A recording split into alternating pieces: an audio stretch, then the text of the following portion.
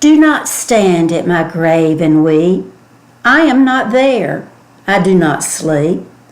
I am 1,000 winds that blow. I am the diamond glints on snow. I am the sunlight on ripened grain. I am the gentle autumn's rain. When you awaken in the morning's hush, I am the swift uplifting rush of quiet birds in circled flight. I am the soft stars that shine at night. Do not stand at my grave and cry, I am not there, I did not die. Thanks to Mary Elizabeth Fry for penning this beautiful poem in 1932. In one sense, Bob did die. In another sense, he was set free to return home from whence he came. The last 7 years of Bob's life was quite a challenge, as his own brain became his most treacherous adversary. The circumstances under which the baton of life passes from our hands into the hands of those we leave behind is not a choice we are allowed to dictate. Regardless of whether we go out in a blaze of glory or whimpering in a corner, we are freed from all of life's accumulated sufferings. Bob discarded his body, and his essence moved on. He left the weakened body and collapsed mind behind. As I held Bob's lifeless body and the tears of grief fell upon it, I knew Bob was no longer in that body. I could no longer see Bob with my eyes, but I could feel the full impact of our shared 15 years. As humans, we use our 5 senses constantly, and still we often struggle to make sense of what is happening around us. What is, what was, what shall be, present, past, future. Normally, time is divided into segments that we can comfortably cope with. But as you hold the lifeless body of a loved one, time is compressed into a powerful moment that hits head on. All variables spin into chaos and shock wrenches you to your knees. You are forced to be still, totally surrounded by the moment. Dismissing all regrets from the past and fears for the future, you let go and let God and breathe from your soul. I invite you to breathe from your soul with me as we acknowledge and honor Bob's 73 years of life. First, I must not be remiss in expressing my heartfelt gratitude for the deeds, thoughts, prayers, the pre-COVID hugs, the smiles, communications that helped to sustain us during the last 7 years. So many of you proved to be mud and trenches comrades, noticing every stumble and catching us before we fell. Caregivers on wheels delivering Bob back to his doorstep when he wandered. For fear of leaving someone out, I will not mention names, but you know who you are, and I thank you from the bottom of my heart. There are 2 individuals who must be named. Virginia Moore, Bob's CNA, and her fiancé, Ronnie Reed, whose knowledge, skill, and expertise, seasoned with compassion, assured me that Bob received the best possible care. You are truly amazing human beings, and you were such strong advocates for Bob's comfort and well-being. I thank you very much. We're in a very difficult time where people are dying prematurely, many all alone without loved ones at their bedside. 7 years ago, my sister and I were able to care for my mother in her home as she battled Alzheimer's. Now, With COVID complicating all of our lives, funerals and memorials are a true challenge. I deeply regret that Bob's life celebration is virtual. Our lives are becoming virtual lives, as if we're all living in some twisted video game. I do recognize the necessity of keeping our friends and family safe and healthy. No one misses those warm, fuzzy reality hugs more than me. But we're all just trying to make do right now. So I do apologize that we're not gathered together in a unit. Now, with all our preliminaries taken care of Bob, it's all about Bob. We're gonna do it Bob's way. Bob lived without pretense. He tried to impress no one. His genuineness was the attribute that most endeared him to me. He was reserved and never sought the limelight. As I worked on this life celebration, I kept asking myself, what would Bob want? Within his genuine nature, he would want me to share who he was and what he did with his time here. He would not want me to add bells and whistles and sugarcoat his life. He embraced his humanness, and so shall we. On December 11, 1947, Robert Joseph Merker became the 9th child of Leslie Willem and Olive Amanda Merker. Living 3 houses away from the 9th hole of Beacon Hill Country Club in Leonardo, New Jersey, made caddying a natural first job for Bob and his brothers. Bob often carried double bags, weighing almost as much as he did. Having 6 brothers meant plenty of sports activities: baseball, basketball, football, boating, and fishing. Bob attended Leonardo, Bayview, and Middletown Township School, where he experienced several times the shaking heads of teachers uttering, "Oh no, not another Merker," at the initial roll call. Bob was usually the class clown and stood out as an independent thinker. He and the principal were quite familiar with each other. Being part of a fast-developing community, part of his 3rd grade year was spent upstairs above an operational firehouse. Bob's hangouts were Stanley's Confectionery and Muscle's Watermelon Bar in Atlantic Highlands. Bob's first car was a hand-me-down from his brother, Johnny, a green 54 Chevy. When Bob's best friend, Carl Bennett, lost his leg in Vietnam during Bob's senior year of high school, Bob felt compelled to enlist. While others were avoiding the draft, Bob stepped up to the plate as a way to honor and support his injured friend. While classmates were signing annuals and going to the prom, Bob was in basic training at Fort Dix. After basic training, Bob was trained in air defense fire distribution control at Fort Bliss, Texas. He was then stationed in Okinawa, where he worked in motor pool. He had it made, but his reason for enlisting had not been satisfied. After 9 months, he requested a transfer to Vietnam. The paperwork was not moving fast enough to suit Bob, so he told his supervisors that he was going to write his senator. Bob received the paperwork and entered Vietnam as part of the 25th Infantry Division. He worked on vehicles and did convoys in Cu Chi, Vietnam.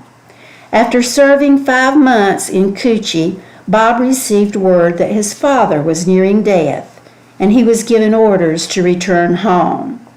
The remainder of his military service was at Fort Monmouth, New Jersey, as a compassionate reassignment.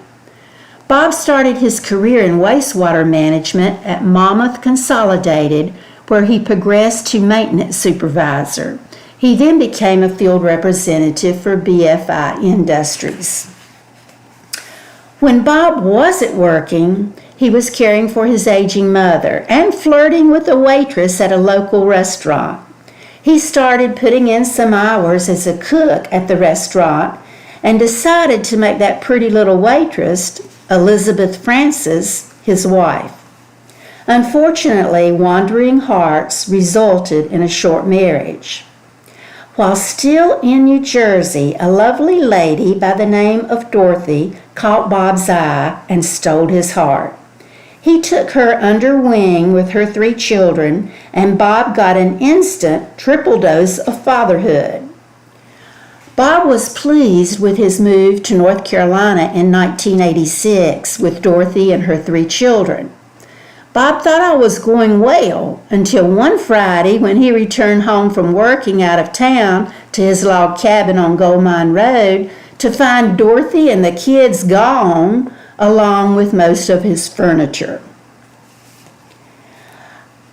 I crossed paths with Bob in 2004. When we met, I had already bought, remodeled, and sold several foreclosure properties. I was working on a house in Majestic Forest and was thrilled when Bob jumped right in and started helping me. I had a very tight schedule because I was teaching full-time at Parkwood Middle and working on investment properties during all my spare moments. It was during Easter break, and I was determined to get as much as possible accomplished on the house. Mind you, our relationship was new, and I barely knew Bob. Bob was on a ladder, and he said he felt dizzy. My response was for him to get off the ladder and rest a little. I kept right on working. He complained a second time of being dizzy. Now I'm starting to wonder, maybe this man doesn't want to work. Maybe working is not his thing. This time I suggested he go lay down in the truck for a little bit. I kept right on working.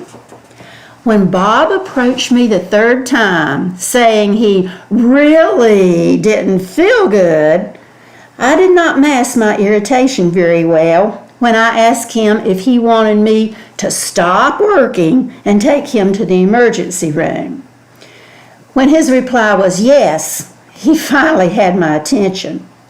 Upon arriving and being examined at urgent care, the doctor wanted to place him in an ambulance to transport him to the emergency room. Bob was hospitalized overnight and treated for internal bleeding from stomach ulcers. I felt so bad. Go lay down in the truck, I said. How heartless I was. There he was trying to help me amid a serious medical condition. I decided then and there he was a keeper and should be listened to. Our broken roads crossed and we made it work. We started the business of Janet and Bob's Foreclosures, and we worked side by side on foreclosure properties for 10 years. We made a strong team. On rooftops, in crawl spaces, clogged sewer lines, septic tanks. If it needed fixing, we fixed it or broke it so bad it couldn't be fixed. If it didn't move, it got painted. It was 10 good years for us. In 2014, my mother died after battling Alzheimer's for 7 years. Bob received his diagnosis of Alzheimer's in the same year. We closed Janet and Bob's Foreclosures, sold existing properties, and focused on creating the best environment we could for Bob to cope with this disease. Bob participated in 2 clinical trials at the Alzheimer's Center, but neither one gave any promising results. At Christmas of 2015, I surprised Bob with a white Westie, identical to the one he owned previously. Bob's second gunner has been a perfect support pet. As you can see from the photos, we tried to adjust to Bob's declining health one day at a time, keeping him as active and involved as possible. He was quite the competitor in the senior games. I did not have the privilege of knowing Bob in his early years, but when he was diagnosed with Alzheimer's, I read the writing on the wall and began asking questions and taking notes. One thing I asked Bob was what his all-time favorite song was. I thought it might be a nice touch to play his favorite song at his life celebration. I had to scratch that idea when he told me about a special record that was cut in honor of a super local bowler, Billy Hotchkiss, whose nickname was Whammy. The title of the song was Whammy, King of the Alleys. If by some miracle I was able to procure a copy of that record, I think you would agree with me that subjecting you to that song at this life celebration would be the epitome of inappropriateness. But it would be very Bob. Y'all will have to forgive me in the future when I say that is so Bob when those little out of the ordinary moments occur in life. We decided that Whammy, King of the Alley, would not be suitable for Bob's life celebration, but here is a song that was one of Bob's favorites.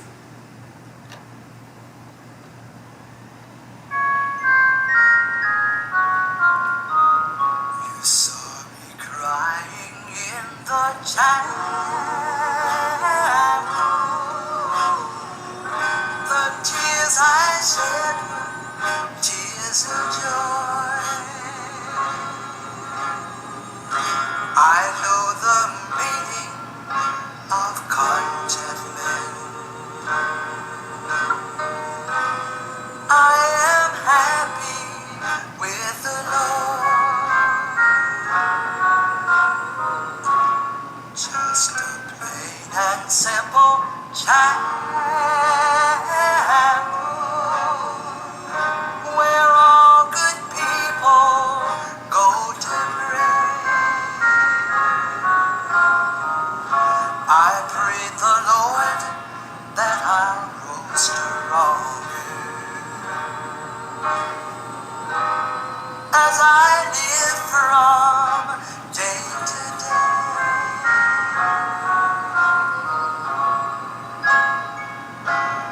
I've searched and I've searched, but I couldn't find no way on earth to find peace of mind.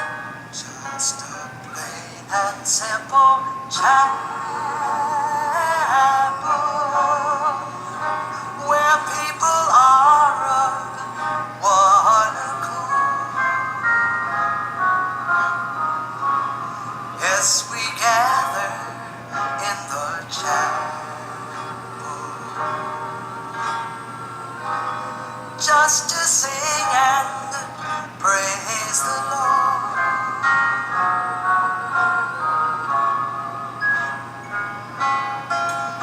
You search and you search, but you never find no way on earth to find peace of mind. Take your troubles to the chapel. Get down on your knees and pray, and your burdens will be lighter, and you'll surely find a way.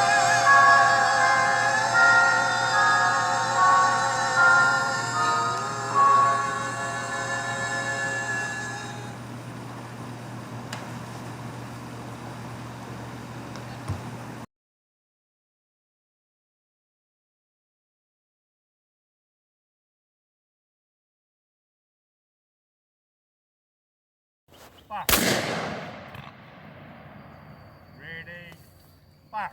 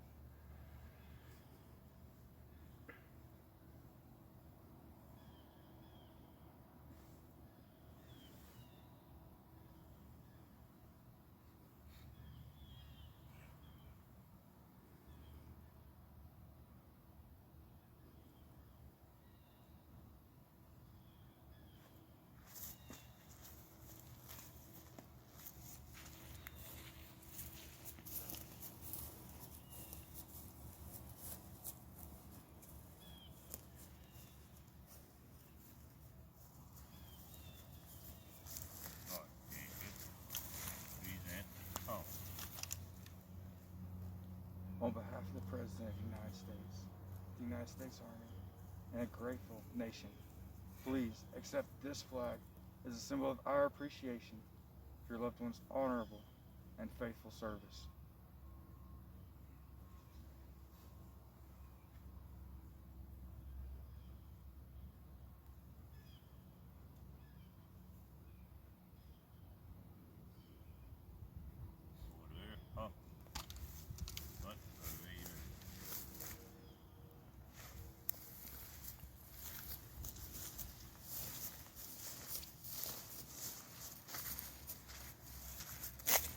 I'm with the Honor Guard.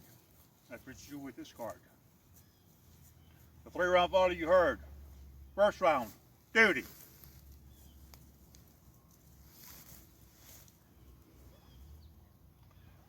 Second round, honor.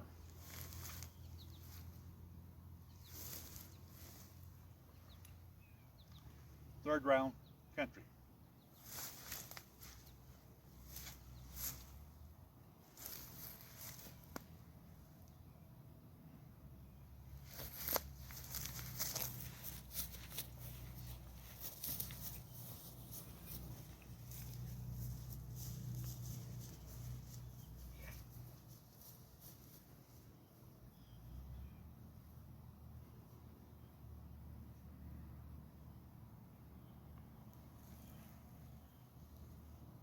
Guard, attention. Good job. That's You're gonna lift forward arms, left face.